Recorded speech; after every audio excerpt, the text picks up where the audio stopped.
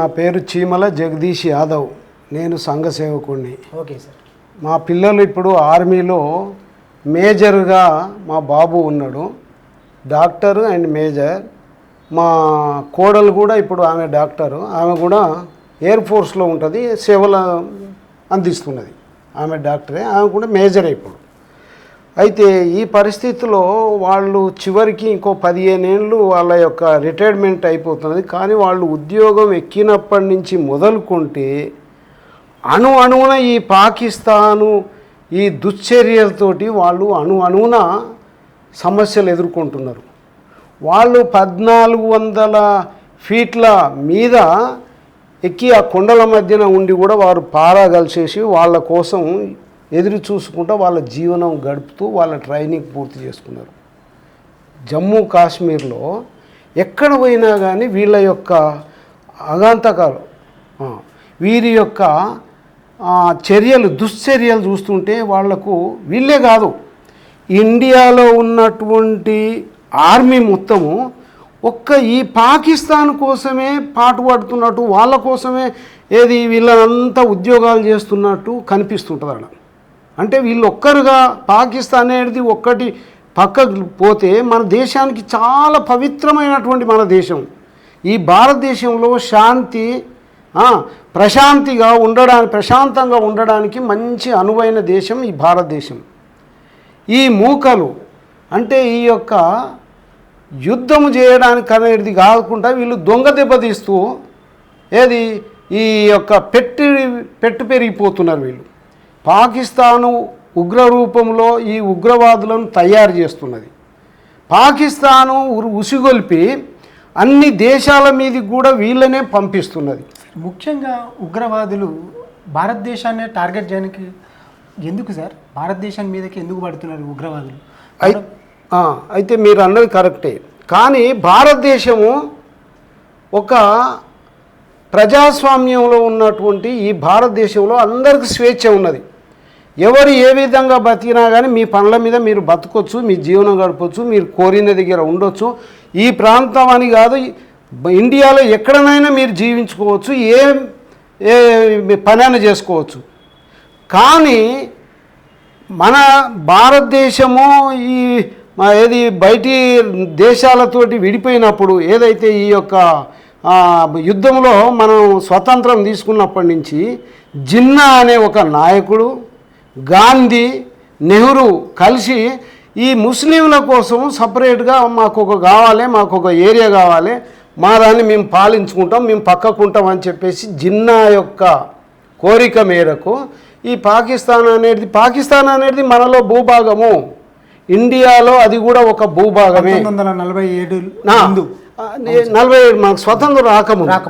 అయితే ఇందులో అయిన తర్వాత కూడా సరే మీ అంతలో మీరు ఉండండి, మన దేశం అయితే ప్రశాంతంగా ఉంటే చాలు అని మనం కనికరించి మన పెద్దలు, వీళ్ళే ఫ్రీడమ్ ఫైటర్స్, వీళ్ళే ఫ్రీడమ్ కోసం పోట్లాడినటువంటి వాళ్ళు, ఎంతోమంది ప్రాణాలు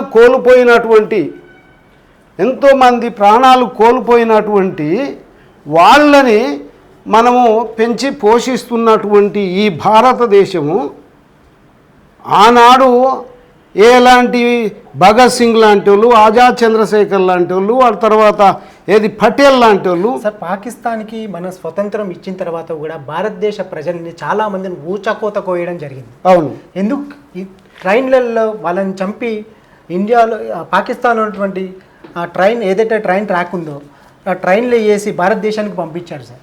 అది ఇంత దుశ్చర్య అప్పటి నుంచి చూసుకుంటే ఇప్పుడు వరకు ఆ దుశ్చర్య ఇంతవరకు ఇంకా కంటిన్యూ అయితేనే ఉంది. అయితే ఎండ్ కార్డు ఉండదా సార్? ఎందుకు దానికి ఒక ఎండ్ అనేది వచ్చింది. ఇప్పుడు ఇన్ని సంవత్సరాల 77 సంవత్సరాల స్వతంత్ర భారతదేశంలో ఇప్పుడు వాళ్లకు అంకిత చరమగీతం పాడే రోజులు వచ్చినాయి. ఎందుకంటారా, వాళ్ళు ఎన్ని చేసినా కానీ మన కడుపులో పెట్టుకొని పోయినాము, మనం వాళ్ళని వ్యతిరేకించలేదు, ఇది మంచి చర్య కాదు, మీరు చేస్తున్నటువంటి పన్నాగాలు మంచివి కావు, మా దేశంలో ఉన్నటువంటి పౌరులని పిఓకే పాక్ ఆక్రమిత కాశ్మీర్ని వాళ్ళు పాకిస్తాన్ ఇచ్చిన తర్వాత కూడా మన పక్కన ఉన్నటువంటి పాక్ ఆక్రమిత ప్రాంతాన్ని కూడా వాళ్ళు కబలించారు, సార్, కబ్జా పెట్టారు. సార్, ముఖ్యంగా 1971లో ఇందిరాగాంధీ పాకిస్తాన్తో యుద్ధం చేయడం జరిగింది. అవును. అప్పుడే 54,000 మంది సైనికులు మన దగ్గర లొంగిపోయారు. అప్పుడు పాకిస్తాన్తో యుద్ధం చేసినప్పుడే పిఓకని అప్పుడే స్వాధీనం చేసుకుంటే మాకు ఇంత కొట్లాట అయ్యేది కాదు కదా సార్. దానికి కారణం ఎందుకు సార్? దానికి కారణం వాస్తవానికి మనలో ఉన్న రాజకీయ ఏది ప్రేమ, మంచితనం, పొలిటికల్ ఈక్వేషన్స్ కరెక్ట్గా ఉండదు. వాళ్ళ ఓట్ల కోసం, వాళ్ళ పాలన కోసం చేసినటువంటి కార్యక్రమాలే ఈ పిఓకేని పక్కకు పెట్టిరు, వాళ్ళు ఆక్రమించుకున్నారు. ఈ పిఓకేనే కాదు, మీ ఇండియానే మేము హిందుస్థాన్నే తీసిపడేసి పాకిస్తాన్ లాగా మేము ముస్లిం రాజ్యం చేస్తామంటున్నారు. మరి అప్పుడు చేసినటువంటి పొరపాటుకు ఆ ఇందిరాగాంధీ కావచ్చు, గాంధీ కావచ్చు, నెహ్రూ కావచ్చు, వీళ్ళందరూ ఏదో కనికరించి ఏదో ఒప్పుకున్నందుకు ఇది ఈరోజు ఇంత ముప్పుగా తయారైంది. అప్పుడే ఆక్రమించి ఉంటే ఇప్పుడు మనకి దుస్థితి ఉండేది కాదు, ఈ బాధ ఉండేది కాదు, ఈ ముష్కరులతో ఇంతమంది ప్రాణాలు కోల్పోయేటోళ్ళు కూడా కాదు సార్. కారణము కొంతమంది నాయకుల దుస్థితితోనే మన దేశానికి దుర్భర్షం పట్టింది. అందుకనే నేను ఒకటి చెప్తున్నా, ఏంటంటే మన వాళ్లకు ఓట్లు కావాలి, సీటు కావాలయ్యా. Okay sir. ఈ ఓట్ల కోసము ఈ ముస్లింలను కూడా దగ్గర పెట్టుకొని ఇది పాముకు పాలు పోసి చాదినా కానీ ఎన్నడో ఒకనాడు కరుస్తుంది పాముని. అదేవిధంగా ఈ ముస్లింలు ఏమంటున్నారు, ఎక్కడనో పాకిస్తాన్లో ఏదన్నా ఒక క్రికెట్ ఆడినా లేకపోతే ఏదన్నా ఒకటి గెలిచినా ఈడ అగరబత్తీలు వెలిగిస్తారు, స్వీట్లు వంచుకుంటారు, జైలు కొడతారు, జెండాలు ఊపుతారు. వాళ్ళు ఆ విధంగా ఎంకరేజ్ చేశారు కాబట్టి ఈరోజు పెచ్చు పెరిగింది. ఈరోజు హైదరాబాదులో కూడా ఈ పాకిస్తాన్ మూకలు ఉన్నారు. ప్రతి ప్రాంతంలో వాళ్ళు టెర్రరిస్టు రూపంలో కాకుండా ఏదో ఒక పనిలో నిమగ్నం అయ్యి ఆ పనిలో వండుకుంటూ వాళ్ళ కార్యక్రమాలు చేస్తారు. వీళ్ళని ఏం చేయలేమా సార్? మనం చెయ్యలేమంటే చెయ్యొచ్చు, అది పెద్ద పని కాదు. ఇప్పుడు ఆగినాం. మోడీ గారు ఇంతవరకు చూసిండు. ఈయన 11 ఏళ్ళ సర్వీస్లో ఇంత ఘోరంగా జరిగింది ఎప్పుడు లేదు. ఈయన ప్రియుల్ని జరిగింది, ఈయననే అంతం చేస్తానని అంటున్నాడు. సంతోషం. మనం అందరము భారతదేశానికి ఒక అంకిత భావంతో, ప్రేమభావంతో అందరం మద్దతు ఇవ్వవలసిందే. మద్దతు ఇచ్చుకుంటూ ఇక మళ్ళీ ఇలాంటిది జరగకుండా, ఇలాంటి వార్త అనేది వినకుండా వీళ్ళని చావు దెబ్బ కొట్టాలి.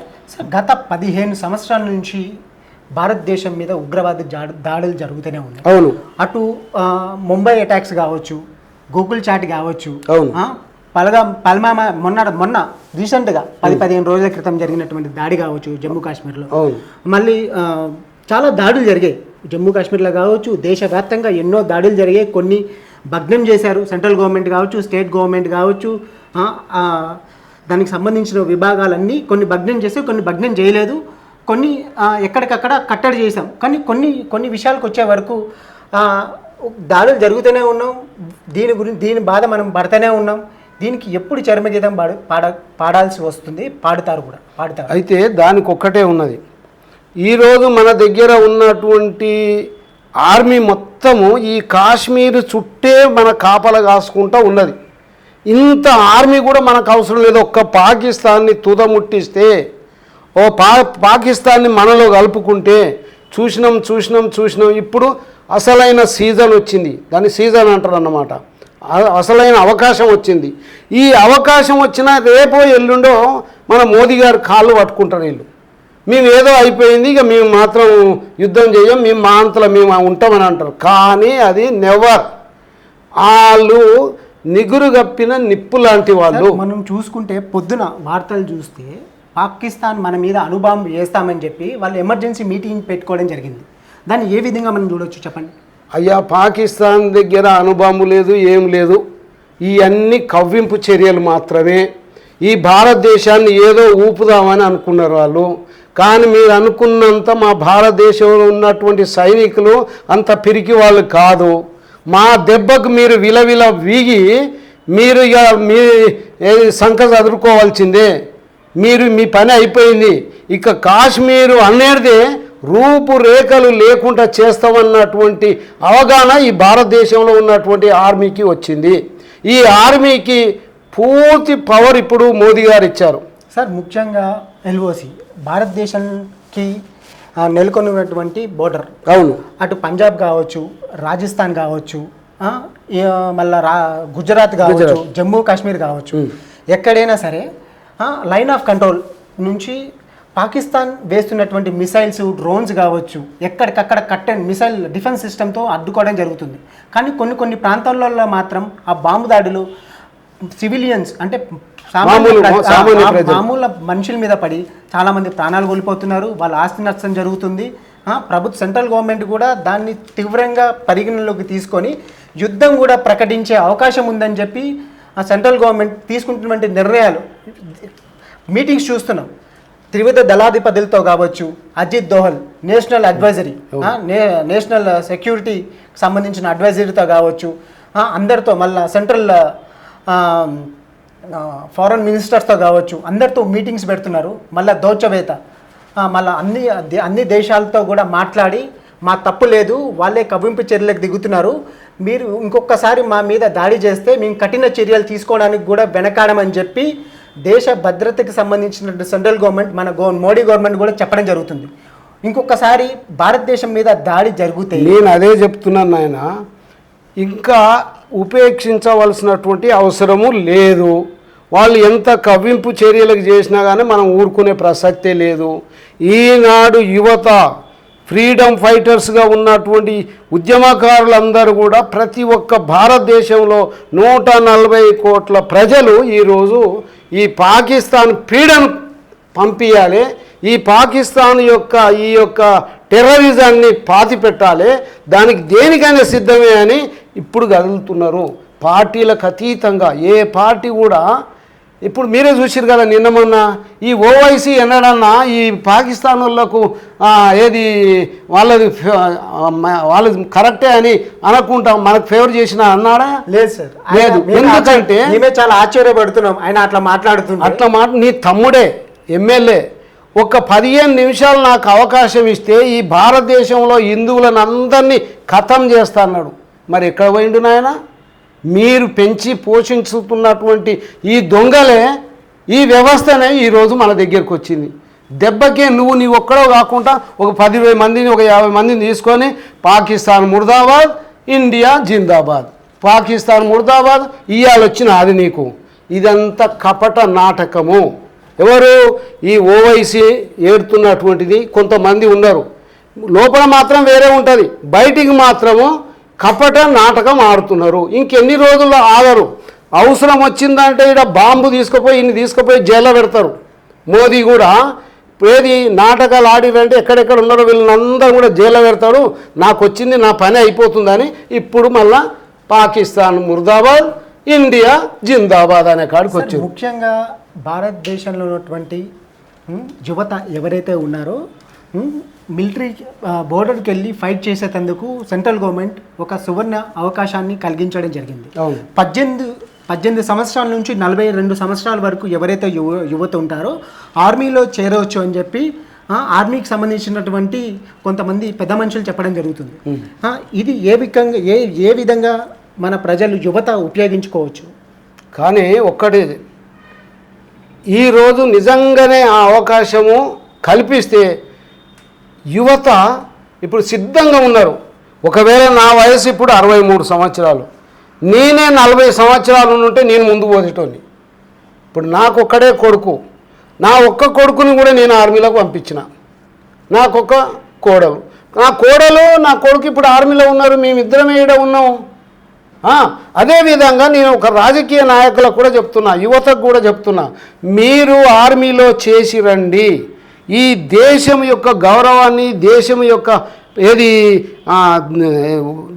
యొక్క ప్రేమను మీరు అక్కడ చూపించండి. దేశం యొక్క ఔన్నత్యాన్ని మీరు పెంచండి. మీరు ఆర్మీలో చేసి మీరు కావాల్సిన విధంగా ఈ దేశానికి సేవ చేయండి అని నేను కూడా చెప్తున్నాను. అది మన దగ్గర కూడా 58,000 మంది ఇప్పుడు సిద్ధంగా, అవసరం వచ్చినప్పుడు మాత్రం ఏమన్నా అపత్కారమైనటువంటి కార్యక్రమాలు జరిగినప్పుడు వీళ్ళు పాల్గొంటున్నారు. మిగతా టైంలో వాళ్ళంతా వాళ్ళ ఉద్యోగాలు అవి చేసుకుంటున్నారు. వాళ్ళకే నిజంగా అవకాశం కల్పిస్తే వాళ్ళందరూ రెడీగా ఉన్నారు. ఆర్మీ మనకేం తక్కువ లేదు. ఇప్పుడు అవును. ఆ పాకిస్తాన్ మనది 20% కూడా లేదు. మన దాంట్లో మనం 80% కెపాసిటీ రిజర్వ్ ఫోర్స్ వచ్చేసి 12 లక్షల ఉంటే ఇప్పుడు ఉన్నటువంటి ఆర్మీ మాత్రం 12 లక్షల మంది, అంటే ఇంచుమించు 24 లక్షల మంది ఆర్మీ జవాన్లు మనకు ఉండడం జరిగింది సార్. ఇప్పటి వరకు ఉన్నారు. ఇంకా పెద్ద ఎత్తున రిక్రూట్మెంట్స్ చేసుకుంటామని చెప్పి ఆర్మీకి సంబంధించిన సెంట్రల్ గవర్నమెంట్కి సంబంధించిన వాళ్ళు కావచ్చు చెప్పడం జరుగుతుంది. ఇది సువర్ణ అవకాశం అని అనుకోవచ్చా? కావచ్చు, కానీ నేను దాన్ని ఒక విధంగా చూసుకుంటే మనం ఆర్మీని పెంచుకొని ఏం చేసుకోవాలి? ఊకే తుపాయి పట్టుకొని వాడాలనా? ముందు కాశ్మీర్నే పునాది నుంచి లేపేస్తే పోతుంది కదా. ఎందుకు ఈ బాధలు?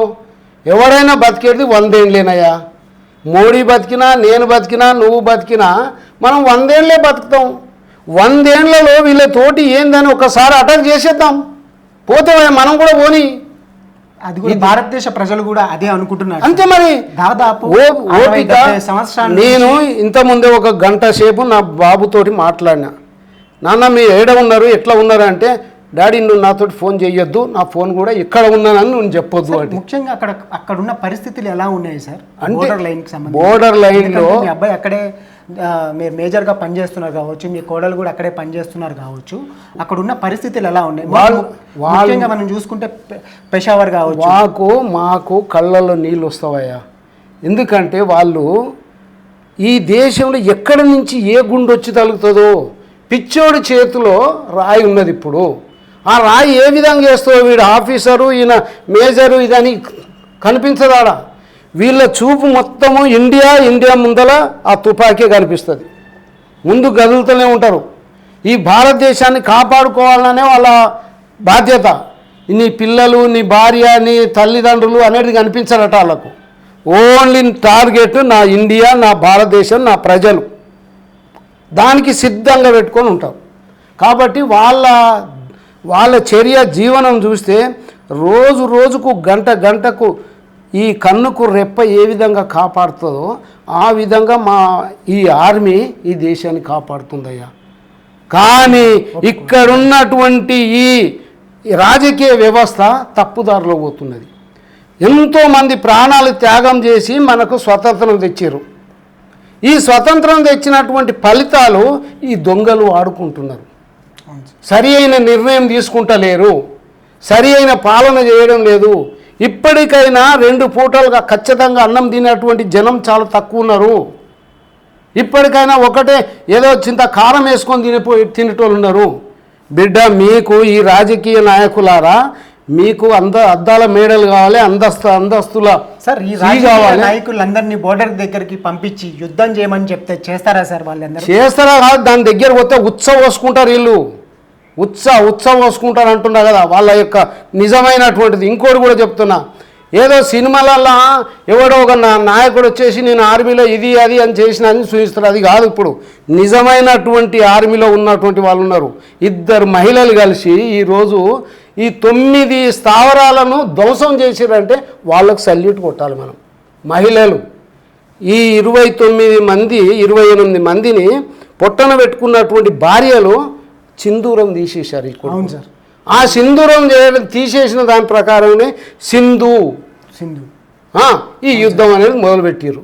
కాబట్టి వాళ్ళతోటే ఈ మహిళలతోటే మా మహిళలు కూడా ఏం మామూలు వారు లేరు.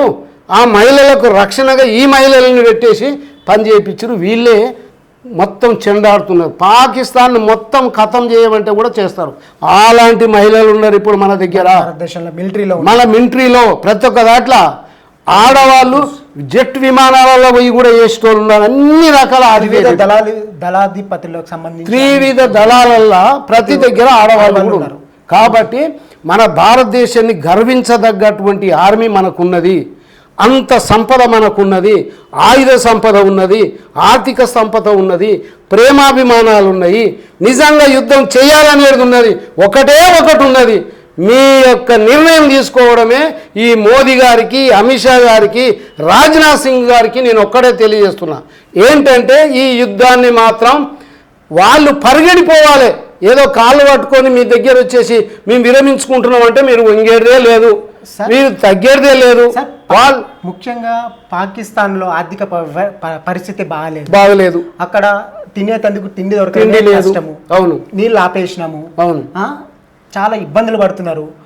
మించుమించు మనము పెషావర్ కావచ్చు, లాహోర్ కావచ్చు, కరాచీ కావచ్చు, పంజాబ్ కావచ్చు, పాకిస్తాన్లో ఉన్నటువంటి ప్రధాన సిటీస్లో అన్నిట్లలో వాళ్ళ బేస్ క్యాంప్స్ మీద కావచ్చు, పోర్ట్స్ మీద కావచ్చు, ఎయిర్ బేసెస్ మీద కావచ్చు, ప్రతి ఒక్క వ్యవస్థ మీద దాడి చేసి తునాతునకలు చేసినాము. వాళ్ళకి చాలా ఈ విధంగా ఆస్తి నష్టం వచ్చింది. వాళ్ళకి ఇంకా 5 పడుతున్నారు. 5 రోజులు మాత్రమే వాళ్ళు బతకగలుగుతారు. వాళ్ళ ఆహారము, వాళ్ళ నీరు, వాళ్ళ కథ ఇంకో 5 రోజులు 10 రోజులలోనే వాళ్ళ కథం అయిపోతున్నది. మళ్ళీ ఇంకో దగ్గర బిచ్చం ఎత్తుకొని ఆడుకోవాలి. మన ఇండియా దగ్గర వచ్చి కాళ్ళేలు పట్టుకోవాలి, లేకపోతే ఇక్కడి నుంచి నీళ్ళు ఇవ్వండి, అక్కడి నుంచి నీళ్ళు ఇవ్వండి అని ప్రాధేయపడాలి తప్ప వాళ్ళకు సొంత శక్తే లేదు. ఈ పాకిస్తాన్ ఇతరుల మీద ఆధారపడి జీవించాలి తప్ప వాళ్ళకు సొంత పాకిస్తాన్ లేదు. IMF ఇంటర్నేషనల్ మానిటరీ ఫండ్ నుంచి డబ్బులు అడగాలని చెప్పి ప్రయత్నం చేస్తుంది. మానిటరీ ఫండ్ కూడా IMF అంటే ఇంటర్నేషనల్ మానిటరీ ఫండ్ కూడా $1 మిలియన్ $1 బిలియన్ ఇచ్చింది. దాదాపు 100 కోట్ల డాలర్స్ ఇచ్చింది. దాంతో వాళ్ళు ఉగ్రవాద చర్యల్ని పెంచి పోషించే అవకాశాలు ఉన్నాయి. అదే కాకుండా వాళ్ళు మిలిటరీ వస్తువులు ఇవ్వద్దు అని మన భారతదేశం కూడా ముందు వాళ్ళకి లెటర్ పెట్టింది. మీరు ఇచ్చినటువంటి డబ్బుని వేరే విధంగా ఉపయోగిస్తున్నారు, ప్రజలకు ఉపయోగిస్తలేదు. ఈ మిలిటరీకి, ఈ ఆర్మీకి, ఈ కరుడు కట్టినటువంటి ఈ వీళ్ళ కోసం మాత్రమే ఖర్చు పెడుతున్నది. ఇందులో సగభాగం వాళ్ళకి వెళ్ళిపోతుంది, మీరు వాళ్ళకి ఇవ్వకండి. ఈ ఉగ్రవాన్ని పెంచి పోషిస్తున్నటువంటి ఈ ప్రపంచంలోనే ఏదన్నా ఒక దేశం ఉన్నదంటే అదే పాకిస్తాను. ఆ పాకిస్తాన్లో ఒక స్కూళ్ళు పెట్టినట్టు పెట్టుకున్నారు, ఒక్కొక్క ఉగ్రవాద సెంటర్లు. ఎక్కడికక్కడ పెట్టేసి వీళ్ళని ట్రైనింగ్ ఇస్తున్నారు. యుద్ధం ఎట్లా చేయాలి. వీళ్ళకంతా తల్లిదండ్రులు ఉండరు, వాళ్ళు మనుషులే కాదు. ఎందుకంటే కాల్చాల కాదు, వాళ్లకు తల్లిదండ్రులు ఉండరు. వాళ్ళు ఏదో రోడ్ల మీద అక్కడిక్కడ పుట్టిన వాళ్ళని అందరిని తీసుకొచ్చి ఒక దగ్గర పెట్టి వాళ్ళకి శిక్షణ ఇస్తారు. వానికి దేశం మీద ఏం ప్రేమ ఉంటుంది, ప్రజల మీద ఏముంటుంది.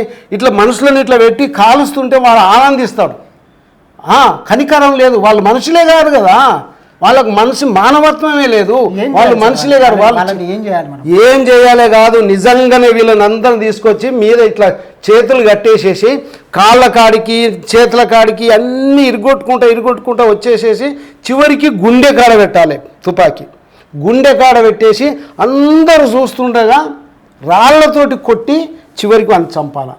అంతకు తప్ప వీని జైల్లో పెట్టాలి. కసబ్ గారిని ఎన్ని రోజులు పెట్టిరా మనం, ఎన్ని రోజులు పోషించాలి, ఎందుకు పోషించాలి? అది కాంగ్రెస్ గవర్నమెంట్ లో ఉన్నప్పుడు జరిగినటువంటి 11-12 ఏళ్ళ కావాలి మీ ఉరి శిక్ష పడేది. అంటే అలాంటి దొంగలు ఎంతమంది ఉన్నారు. మనం ఇంకా వాళ్ళని పెంచి పోషించాలి, వాళ్ళ నుంచి ఏదో తీసుకోవాలి, ఏదని లేదు. షూడు చేయడమే, వెయ్యడం అంతే, దెబ్బ మీద దెబ్బ, అంతా స్మాష్ అయిపోవాలి. పాకిస్తాన్ మనదయ్యా, ఈ భారతదేశంలో ఒక భాగం. మనం ఇచ్చాం ఏదో బిచ్చం వేసినాం, మనం బతకండ్రా బాబు అని చెప్పేసి ఆనాడు జిన్నా కోరికతోటి మన నెహ్రూ, పటేలు, ఆ తర్వాత గాంధీ గారు కలిసేసి ఆ చిన్న పని చేస్తే ఈరోజు మనకే ముప్పైంది. మన ఇంట్లో కూర్చొని మన ఉప్పు తిని, మన తొక్కు తిని, మన ఆశాలు లెక్క పెట్టి మనకే ఇప్పుడు ఈ యొక్క యుద్ధం చేసి మనల్ని చంపుతున్నారు. ఇంకెన్ని రోజులని ఒప్పుకుందాము. భారతదేశ యువత మాత్రం చాలా ఉగ్రతంతో ఉర్రూతలవుతున్నది. ఇప్పుడు యువత ఉర్రూతలవుతున్నది. నాకే అవకాశం వస్తే నేను రెడీ అనేటట్టు యువత ఉన్నది. నేనే ఒకటి చెప్తున్నాను, మిత్రులారా, యువకులారా, ఈ భారతదేశంలో ఉన్నటువంటి ప్రజలారా, మనం ఈ పాకిస్తాన్ని ఉపేక్షించేదే లేదు. ఈ ప్రభుత్వానికి పూర్తిగా అండదండలు ఉంటూ మీరు ఎక్కడి నుంచి అయినా సరే ఒక సోషల్ ఆర్గనైజేషన్ లాగా, ఆజాద్ ఆర్మీ లాగా మనం ముందుకు పోయేసి ఈ మన భారతదేశాన్ని మనం కాపాడుకోవాలి. భారతీయులమంతా ఒకటే, ఏ మతం లేదు, ఏ కులం లేదు, అన్ని మతాలు మనయే, అన్ని కులాలు మనయే, అంత మనమే అన్నటువంటి ఉద్దేశంతో ఈ యువతను ముందుకు రావాలి. మీరు చెడు వ్యసనాలకు, ఈ సినిమా షికార్లకు ఇవన్నీ పక్కకు పెట్టండి. మీరు మన దేశాన్ని కాపాడుకోవాలి. ఈ భారత మాతను ఏ విధంగా కాపాడుకోవాలి, ఈ భారతీయుల్లో ఉన్నటువంటి జనాలు ఏ విధంగా సుఖశాంతులతో జీవించాలని వాళ్ళ సుఖం కోసం మనం పాటుపడాలి. అందుకే నేను ఒక పిలిపిస్తున్నా, రేపు రాబోయే వారం 10 రోజులలో ఇది చేరిపోతుంది. మనము కథమైపోతుంది, అంతే, దగ్గరకు వచ్చేసింది. పాకిస్తాన్ అనేది వాళ్లకు ఏది గజ గజ గజ గజ వణుకాలంతే. ఇప్పుడు ఆక్రమిత కాశ్మీర్ పిఓకేని కూడా స్వాధీనం చేసుకోవాలంటున్నాం మేము. చేసుకోకపోతే మోదీ తప్పు అవుతుంది. ఇంత మంచి అవకాశము రాజ్నాథ్ సింగ్, ఈ అమిత్ షా లాంటి వాళ్ళు నిజంగానే మీరు కూడా చెవులో పూలు పెట్టుకున్న వాళ్ళే అవుతారు. మీరు అసలైన సమయం వచ్చింది, తరిమి కొట్టండి. మీ చేతిలో అన్ని పార్టీల వాళ్ళు కూడా మీకు అవకాశం కల్పించారు. భారతదేశ ప్రజలందరూ కూడా అందరూ ఏకమయ్యి ముందుకు పోవాలని నేను ఒక పిలిపిస్తున్నాను. మీరు నాతోటి కూడా మాట్లాడాలంటే నేను ఏడికైనా వచ్చి మాట్లాడతాను. 9100496509 నా ఫోన్ నెంబర్. రండి, మన దేశాన్ని కాపాడుకుందాం. ఎక్కడికక్కడ మనం మీ యొక్క అభిప్రాయాన్ని బయటికి తెలపండి. ప్రతి ఒక్కరు నిద్రపోకండి. మీరు ఏవేవో పిచ్చి పిచ్చి పనులు చేయకండి. ఈ దేశం కోసం మనం ఏదో ఒక కార్యక్రమం చేసి మీ యొక్క ప్రేమను, మీ యొక్క స్వేచ్ఛను మీరు బయటికి తీయండి అని తెలియజేస్తూ, ఈ ప్రభుత్వానికి పూర్తిగా మద్దతు మనం నిలుపుతూ, మన యువత కూడా అన్ని రంగాల్లో అభివృద్ధి కావాలి. చెడు వ్యసనాలన్నీ పక్కకు నెట్టాలి. ఈ యొక్క దుశ్చర్యను మనం ఖండించాలి. మనం ముఖ్యంగా పాకిస్తాన్కి టర్కీ కావచ్చు, చైనా కావచ్చు వెన్నుదండి నిలుస్తున్నాయి. వాళ్ళకి సంబంధించినటువంటి రాకెట్స్ కావచ్చు, వాళ్ళకి సంబంధించిన ఆయుధాలు కావచ్చు పిచ్చి పంపిస్తున్నాయి. దీన్ని మనం ఏ విధంగా అర్థం చేసుకోవచ్చు సార్? ఇప్పుడు పాకిస్తాన్ అనేది ఒక ప్రభుత్వం, స్వచ్ఛమైన ప్రభుత్వం కాదు. ఆర్మీ చేతిలో ఈ ప్రభుత్వం కీలుబొమ్మ. వీడేమన్నా మంత్రి కానీ, ప్రధానమంత్రి కానీ, ఆర్మీ ఎవడైతే ఎడ్డుంటాడో వాడు చెప్పినట్టు అయితేనే ఆ కుర్చీ మీద కూర్చుంటాడు. లేకపోతే పాకిస్తాన్లో పిఎం పదవి మీద ఉన్నాడు. వాళ్ళు ఆడినటువంటి ఆట ఆడితేనే వింది.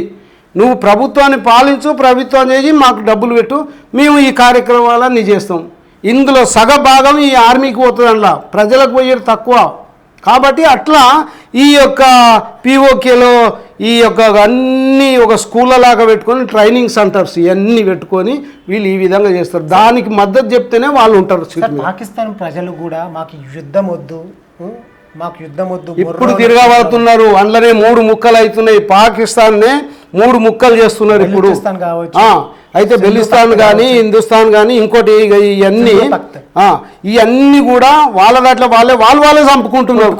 ఇంకా 4 రోజులు అయితే వీడు ఉరికిపోతాడు. ఎవడు ఈ ప్రధానమంత్రి ఉన్నాడు అనుకో, ఈ హోమ్ మినిస్టర్, ఈ ప్రధానమంత్రి, పాలకులంతా ఉరికిపోతారు. ఇప్పటికే బంకర్లలో పోయి దాక్కుంటున్నారు. ఇంకా 4 రోజులు అయితే వాళ్ళకి తిండి లేదు. కేకలు, ఆకలి కేకలు, మంటలు. వీళ్ళందరూ కట్టెలు పట్టుకొని మొన్న అయింది చూడు, ఏది మన మొన్న అయింది కదా శ్రీలంకలో అయిన విధంగానే అవుతుంది.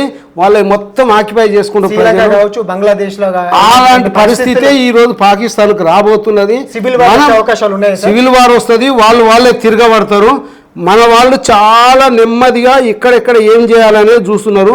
ఇవాళ జరిగినటువంటి సంఘటనను చూస్తే ఇక మన వాళ్ళు కూడా ఊకునే ప్రసక్తి లేదు. 2 రోజుల నుంచి చూస్తున్నారు. ఈ రోజు ఉదయం 5 గంటలకు జరిగినటువంటిది మామూలు ప్రజల మీద వీళ్ళు బాంబులు వేస్తున్నారా? వీళ్ళు మనుషులేనా? మిసైల్స్ కావచ్చు. అలాంటి దాంతో మన ప్రజలు కూడా వీళ్ళ యొక్క ఐక్యతను, వీళ్ళ యొక్క శాంతిని వీళ్ళు ఏది చూస్తున్నారు. ఇంకా ఉపేక్షించేది లేదు. వీళ్ళు ఇకనైనా మనం మారుతారేమో అని అనుకున్నాం, కానీ ఇక మారరు. కాబట్టి దెబ్బకు దెబ్బ ఇక కొట్టడమే, వీళ్ళని తరిమి కొట్టడమే, పారగొట్టడమే. పాకిస్తాన్ మనం గుంజుకోవడమే.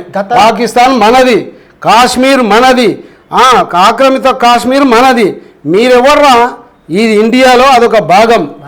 మీ వాళ్ళంతా వచ్చి ఈ హైదరాబాద్లో అక్కడ అంతా వండుకొని వీడి పిల్ల నానికి ఇస్తాడు, వాని పిల్ల నీడికి ఇస్తాడు, వీళ్ళు చేసేసి లోపడంతా లోగుట్టు జరుగుతున్నది. ముందు ఈడ ఎవరైతే ఉన్నారో వీళ్ళని ఏరేయాలి యువత. ఇప్పుడు ప్రతి రాజకీయ నాయకుడు, ప్రతి యువకుడు కూడా ఎక్కడెక్కడ వీళ్ళ వ్యవస్థ నడుస్తున్నది, ఎక్కడెక్కడ వీళ్ళు దాకి ఉన్నారు, ఎక్కడెక్కడ వీళ్ళ స్థావరాలు ఉన్నాయని పట్టుకొని ప్రభుత్వానికి కూడా ఫోన్ చేయడం జరిగింది రాష్ట్ర ముఖ్యమంత్రికి. ఎవరైతే పాకిస్తాన్కి సంబంధించిన వాళ్ళు ఎవరున్నా సరే వాళ్ళని ఇమీడియట్గా పట్టించమని చెప్పారు. ఎంతమందిని పట్టించారు? అదే సార్, 400 మంది ఇప్పుడు ఉన్నారని వాళ్ళ ప్రభుత్వం ఉన్నది. వీళ్ళు 4 ఉన్నారని ఏదో రిపోర్ట్ ఇచ్చారు. 4 ఉన్నారా? ఎంతమంది కావాలి? కాబట్టి వీళ్ళకు కూడా సరి అయిన చిత్తశుద్ధి లేదు. ఈ ప్రభుత్వం పాలిస్తున్నటువంటి నాయకులకు చిత్తశుద్ధి లేదు. వాళ్ళని పట్టించాలి, వాళ్ళని కూడా నా రాష్ట్రం నుంచి తరిమి కొట్టాలనేది వీళ్ళకి లేదు. ఏదో వాళ్ళు అంటారు ఆయన ప్రభుత్వం వేరు నా ప్రభుత్వం వేరు అంటుంది. నీ దగ్గరకు వచ్చేవారు అని అనుకోవచ్చా మనం? ఓట్ బ్యాంక్ పాలసీ నేను ఉన్నాను కదా, ఇటు రాజకీయంలో కూడా నేను ఉన్నాను. ఈ రాజకీయం ఏం లేదు, వాళ్ళని చేస్తే వాళ్ళతోటి పాలన కావాలి, వాళ్ళ ఓట్లు కావాలి, మనం 4 రోజులు సీటు మీద ఉండాలి. ఎందుక ఈ సీటు, ఎందుకు ఇదంతా? 4 రోజులు మనం బతాం, మనం ప్రజలందరినీ కూడా చూసుకోవాలి కదా. మీ ఓటు పాలసీ ఎంత నరమేధం దాకా చంపుతుంటే, వాళ్ళని కస మేకల్ని కోసినాటు కోస్తుంటే నువ్వేం చేయడం ఇక్కడ? కాబట్టి ఇదన్నా చూడండి, మీరు వీళ్ళనందరినీ తరిమి కొట్టండి. అది చేయడం లేదు. నీదొక పార్టీ నాదొక పార్టీ, నీకు ఇది చేస్తే నేను ఇది చేస్తా, ఇది కాదు. మనకు రేవంత్ రెడ్డి గారు కూడా నేను ఒకటి కోరుకుంటున్నా, హైదరాబాదులో ఎంతమంది ఉన్నారో వాళ్ళని పక్కకు పట్టుకో, పంపించేసే. నువ్వు హోమ్ మినిస్టర్ నువ్వే, ఏది ముఖ్యమంత్రి నువ్వే, నీకే ఆధారాలు దొరకకపోతే ఇంకెవరికి దొరుకుతుంది? ఇప్పుడైతే కాంగ్రెస్ స్టేట్ గవర్నమెంట్ పట్టించుకోకపోతే సెంట్రల్ గవర్నమెంట్ హ్యాండ్ ఓవర్ చేసుకునే అవకాశం ఉంటుందా? లాండ్ ఓవర్ 100% ఉంటుంది. వీళ్ళు వినకపోతే వేరే ఫోర్స్ వస్తుంది, వీళ్ళని అందరినీ ఎక్కడెక్కడ పట్టుకుంటుంది. ఈయన ఫెయిల్యూర్ అన్నట్టు, ఇది పట్టించకపోతే ఫెయిల్యూర్ అన్నట్టు. కాబట్టి వాళ్ళు చేసే పనులు వాళ్ళు చేస్తారు, వాళ్ళకి అధికారం ఉన్నది. నేషనల్ సెక్యూరిటీ అనేది ప్రథమ ఇంపార్టెంట్ కాబట్టి కంపల్సరీ స్టేట్ గవర్నమెంట్ పట్టించుకోకపోతే వాళ్ళు చేసుకోవచ్చు. కంపల్సరీ సెంట్రల్ మన రాజ్యాంగంలో ఉన్నది నాయన. ఏమన్నా తప్పుడు జరిగిందంటే వీళ్ళని పక్కకు నెట్టేసి కేంద్ర ప్రభుత్వం వర్క్ తీసుకొని దీన్ని రాష్ట్రపతి పాలన కింద పెట్టి వీళ్ళని తీసుకోవచ్చు. ఆ చట్టంలో ఉన్నది ఆర్టికల్ 23లో ఈ పద్ధతి ఉన్నది. దీన్ని వాళ్ళ వశం చేసుకోవచ్చు. ఉన్న పరిస్థితిని బట్టి లా అండ్ ఆర్డర్ని సెంట్రల్ గవర్నమెంట్ హ్యాండ్ ఓవర్ చేసుకునే అవకాశాలను పుష్కలంగా ఉన్నాయని మీరు చెప్తున్నారు, అంతేనా సార్? వీళ్ళు చేయకపోతే ఇంకా చూస్తారు. చూసి ఈ యుద్ధం ఈ 4-5 రోజులలో అయిపోతుంది. దీన్ని వెళ్ళదు. అయిపోయిన తర్వాత కూడా నువ్వు ఏదో రిపోర్ట్ ఇచ్చినావని, ఇది చేసినావని, అది చేసినావని అంటే ఉపేక్షించారు. ప్రజలు ఊకోరు. అక్కడ బోధికైనా ఊకోరు, ఇక్కడ ఏది ఈయన ఊకోరు. ఇక ఒక ఆయన అంటుండే, ఏందయ్యా 5 నిమిషాల్లో అవకాశం వస్తే కొట్టి పడేయచ్చు, దాన్ని అది చేస్తున్నాను కేసీఆర్ అంటుండు. అయ్యో నువ్వు మరి బయటికి రా, ప్రజల్ని ఎందుకు మోటివేషన్ చేస్తలేవు? 5 నిమిషాలు చేస్తావు అంటే మరి నువ్వేం చేస్తున్నావు? నువ్వు ప్రధాన ప్రతిపక్ష నాయకుడు కదా, నువ్వు అసెంబ్లీ వచ్చి ఇంత జరుగుతున్నది, ఈ విధంగా అవుతుంది, వీళ్ళంతా ప్రజలు కదా, ఈ ప్రజలకు నువ్వు దేశాన్నే వెళ్తా, నేను బీఓకే ఏది మన ఇది టీఆర్ఎస్ పోయి బీఆర్ఎస్ అని పెట్టుకున్నావు, దేశాన్ని పాలిస్తా, ఎర్రకోట మీద నేను ఎగిరేస్తా జెండా అన్నావు. మరి ఇప్పుడు ఏమవుతుందాడా?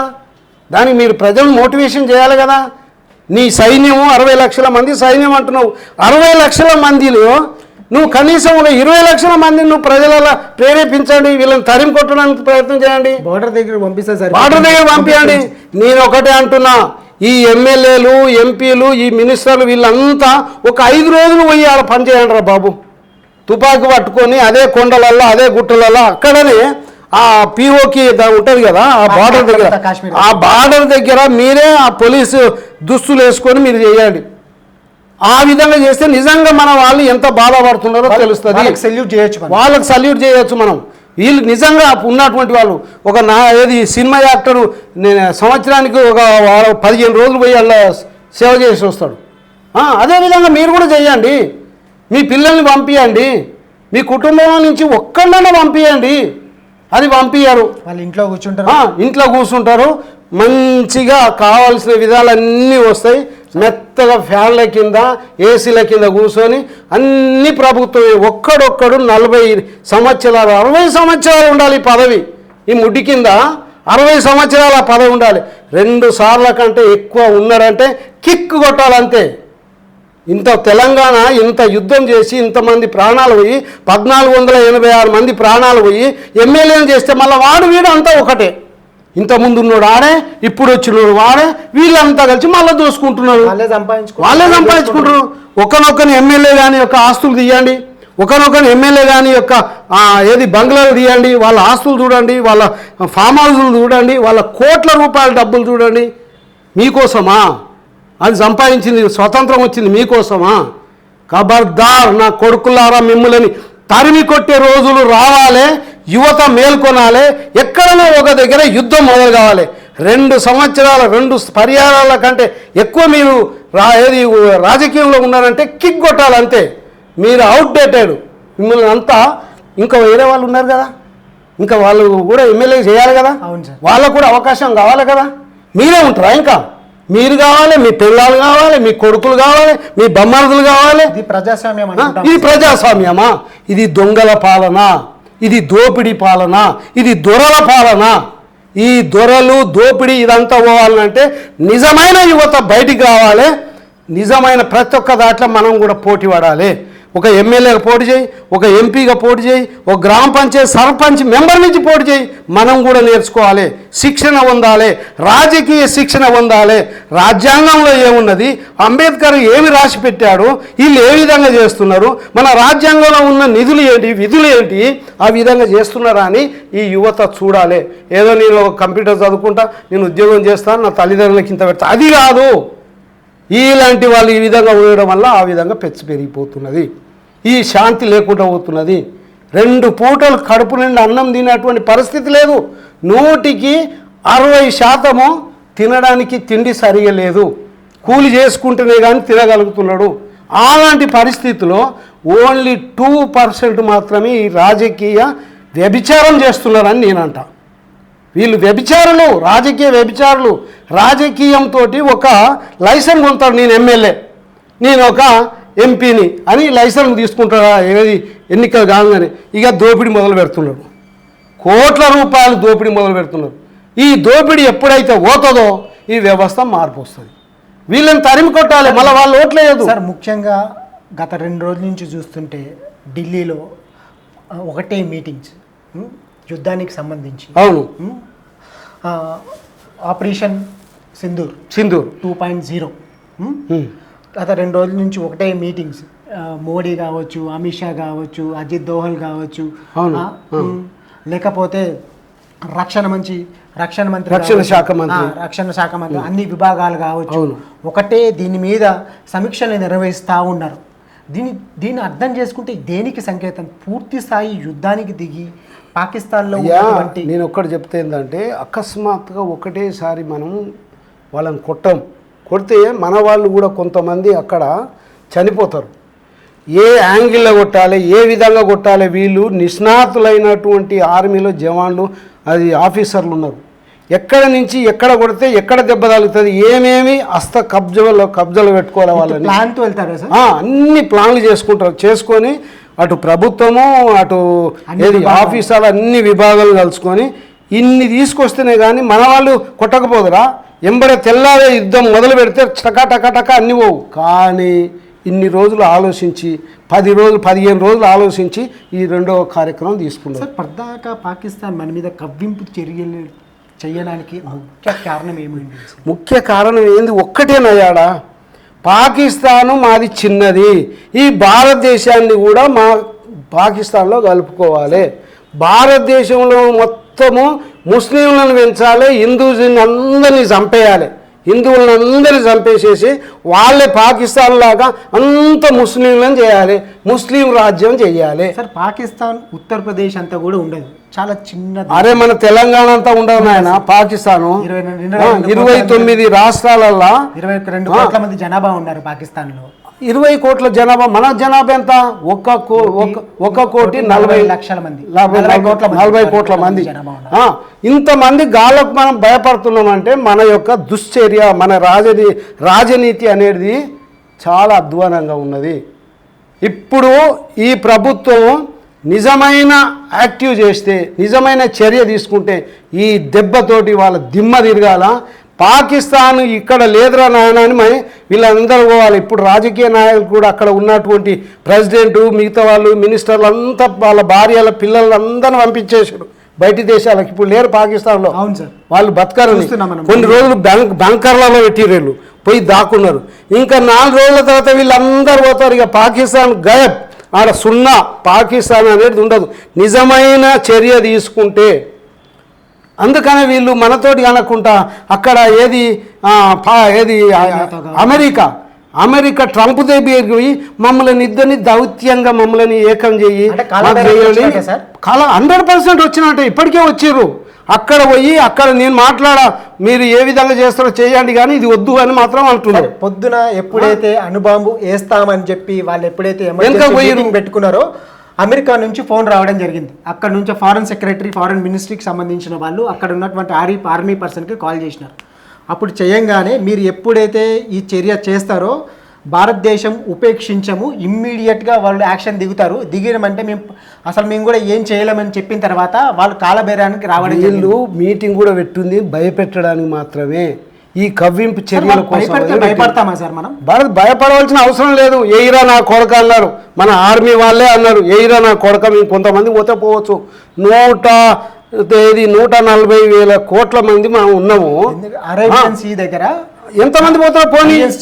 ఐఎన్ఎస్ విక్రాంత్ సంబంధించినట్టు ఓడర్ రేవు కూడా ఉంది.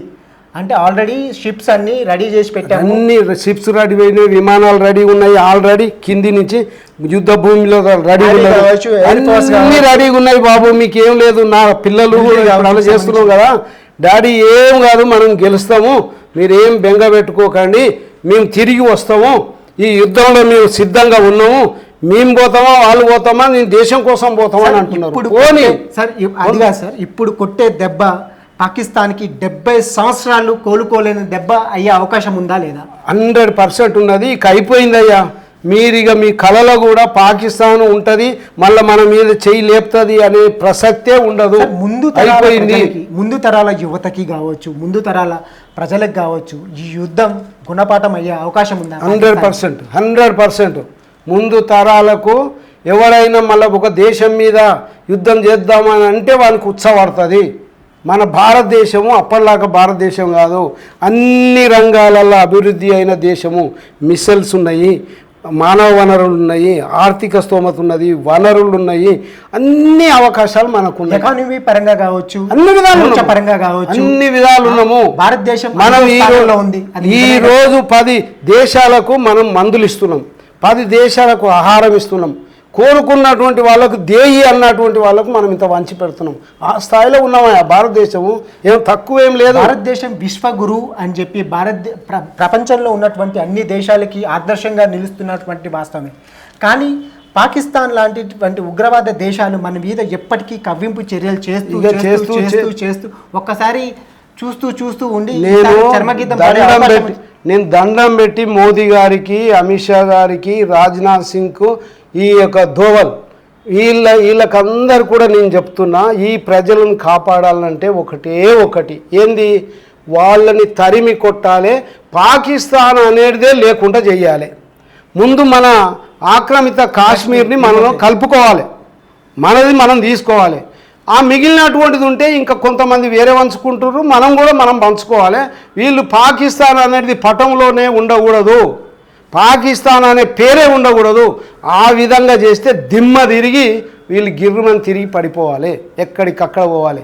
అదే చేయాలని నేను ఈ ప్రభుత్వాన్ని, కేంద్ర ప్రభుత్వం ఇప్పుడు పటిష్టంగా ఉన్నది, దాన్ని ఏ విధంగా వాడుకుందామని చూసిరు. కానీ ఇక ఇలా పప్పులు ఉడకాయి. ప్రతిపక్షాలు కావచ్చు, దేశ ప్రజలకు కావచ్చు, వేరే మోడీకి సంపూర్ణ సపోర్ట్ ఇవ్వడం జరిగింది. అవును, మీరు ఏ చర్య తీసుకున్నా దేశ ప్రజలుగా కావచ్చు, ప్రతిపక్షాలుగా కావచ్చు మీకు సపోర్ట్ చేస్తామని చెప్పి రాహుల్ గాంధీ కూడా చెప్పడం జరుగుతుంది.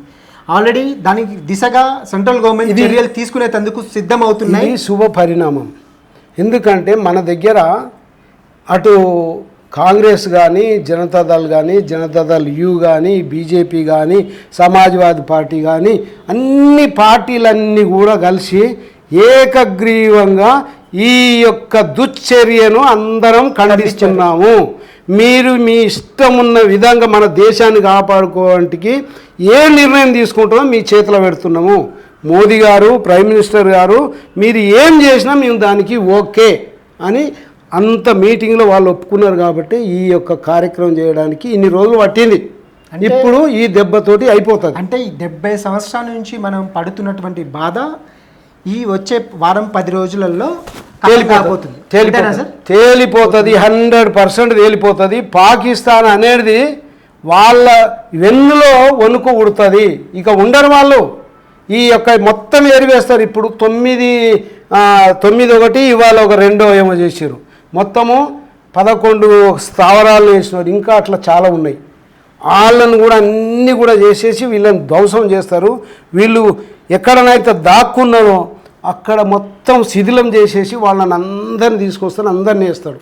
ఒక్కటే అన్నాడు మోదీ గారు, ఈ భూమిలో మిమ్ములని కంప్లీట్గా భూస్థాపితం చేస్తామని అవును అన్నారు. సార్, మోడీ ఒక మీటింగ్ లో చెప్పడం జరిగింది, మీరు ఎక్కడ ప్రపంచంలో ఎక్కడున్నా ఎక్కడున్నా సరే, అవును. నీళ్ళల్లో ఉన్నా సరే, గాల్లో ఉన్నా దానికి- సరే, ఎక్కడున్నా దానికి- సరే పట్టుకొని లాక్కొచ్చి వాళ్ళందరినీ తునాతునకలు చేస్తామని దానికి మనం అందరం సల్యూట్ చేయాలి, మోదీ గారిని కూడా మనం మెచ్చుకోవాలి. సార్, దానికి విధంగా ఈ ఆర్మీకి మనం చేయాలి. ప్రైమ్ మినిస్టర్ నరేంద్ర మోదీ ఏదైతే చెప్పారో అది చేయడం కూడా జరుగుతుంది, మనం కళ్ళారా కూడా చూస్తాం చూస్తున్నారు, చేయబోతున్నారు కూడా. చెయ్యబోతున్నాడు, చేస్తాడు.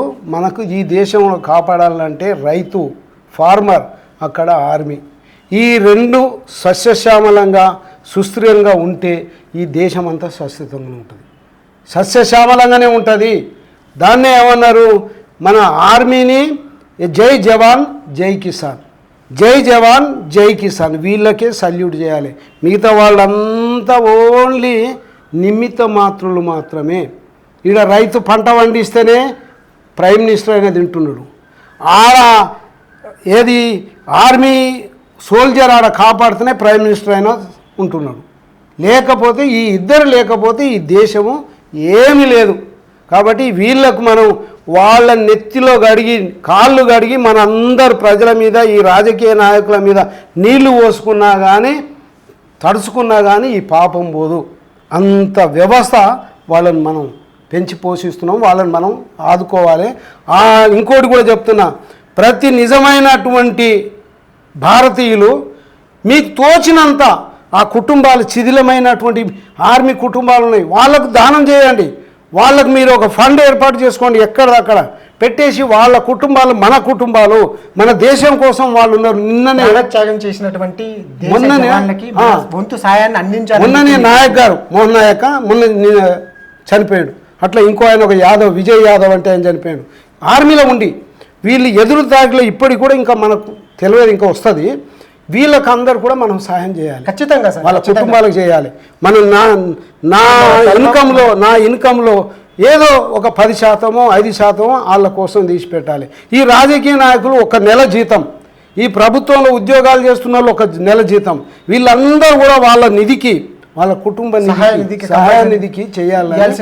నేను ప్రాధాన్యత అది చేస్తేనే మీరు నిజమైన భారతీయులుగా మీరు పేరు ఉంటుంది, మీకు ఒక శాంతి ఉంటుంది, వాళ్ళను కూడా కాపాడుకున్న వాళ్ళని తెలియజేస్తూ